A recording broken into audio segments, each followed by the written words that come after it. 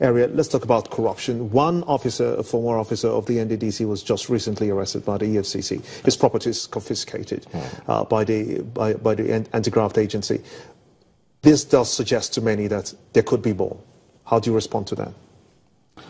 I am just as concerned as you are, and as most Nigerians are, about these stories that have been making the rounds about NDDC over the years. I mean, before I came over to NDDC, I also had a lot of these stories, a lot of the narratives about NDDC and corruption and mismanagement.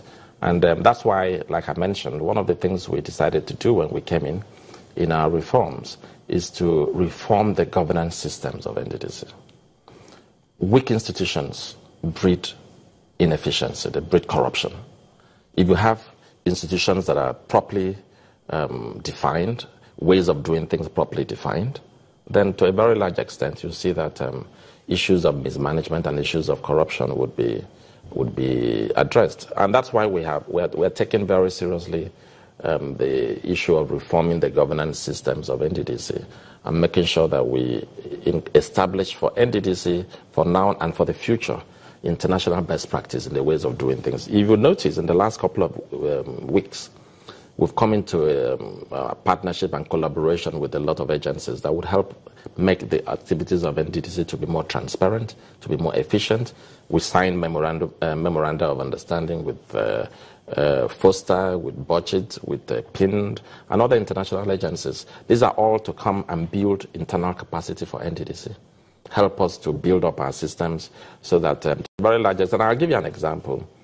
NDDC paid for very ambitious software to help it run its operation, the SAP, many years ago, and they paid hundreds of millions of naira. But somehow, unfortunately, you see that has not been put to use. You know, if that system is deployed, and we're determined to deploy it right now, to a very large extent, it takes away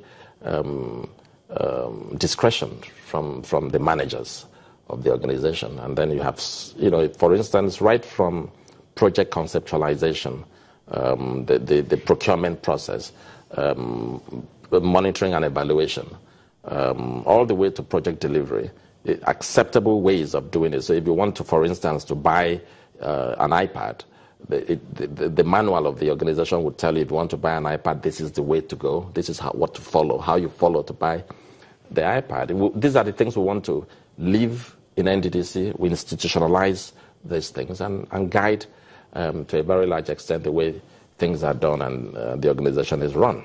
We believe that if by the time we get this done, coupled with, of course, reforming ourselves, that's why we said that we must rededicate ourselves, reaffirm our commitment to doing what is right and proper at all times. Because a lot of this has to do with our individuals, you know, with ourselves. We do what is right, you know, for instance, this is right. So you do the right thing and don't do the wrong thing. Let's look at the funding of the NDDC, for instance, the windows that are involved here. One will be the budget that you have. What's the budget of the NDDC? Well, NDDC, when it was set up, has the law that set up NDDC clearly spells out the sources of revenue for the commission.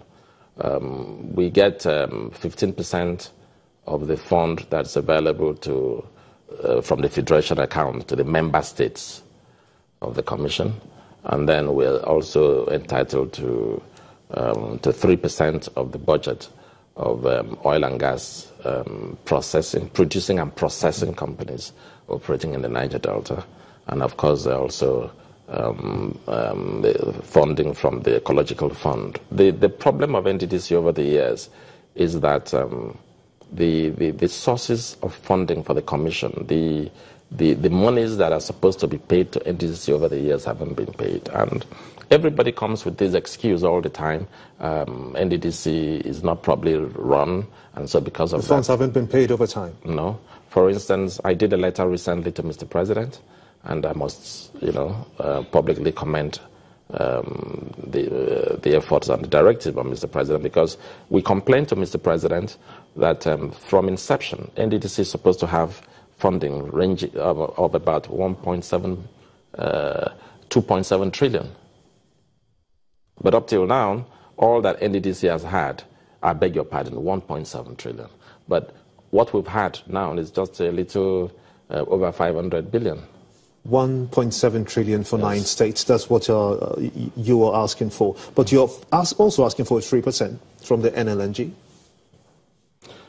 We're not asking from NLNG specifically, but the law says that all oil and gas producing and processing companies within the Niger Delta region should pay 3% of their annual budget into the NDDC fund. So why is there so much row about the NLNG? Is it a compliance issue? What do you think the issues are? Sincerely, if you ask me, I'd rather not comment on the NLNG issue right now.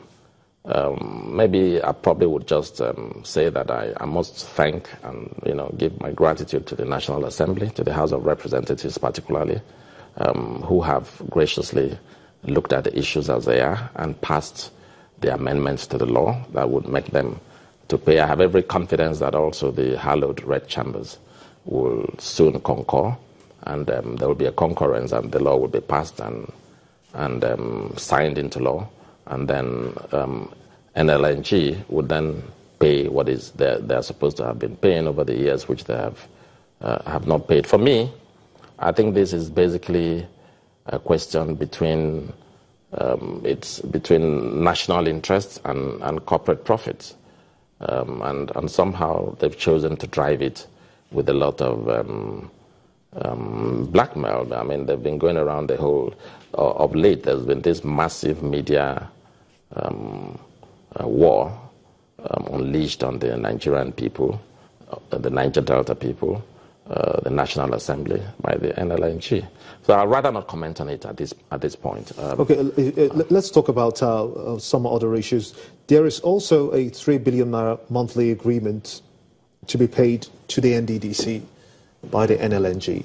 Has that started? And No. what kind of structure do you think will absorb that, just so that we don't have a repeat of the embezzlement of the NDDC funds as we did No, in we the don't past? have. We don't have a 3 billion monthly payment from NLNG.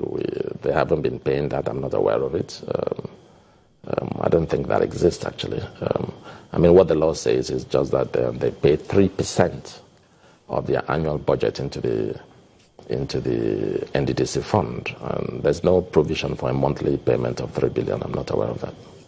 This is one of the other concerns. We're getting information from our data feeds now about some of the scholarship schemes that have gone really bad in the Niger Delta, especially for students. What's happening to now? Let me use this opportunity to talk about this scholarship. When we came in, we discovered that there are a lot of NDDC scholars all over the world in different universities. But unfortunately, just like you said earlier on, we discovered when we looked at the books that there's the details weren't as correct and as coherent as they should be.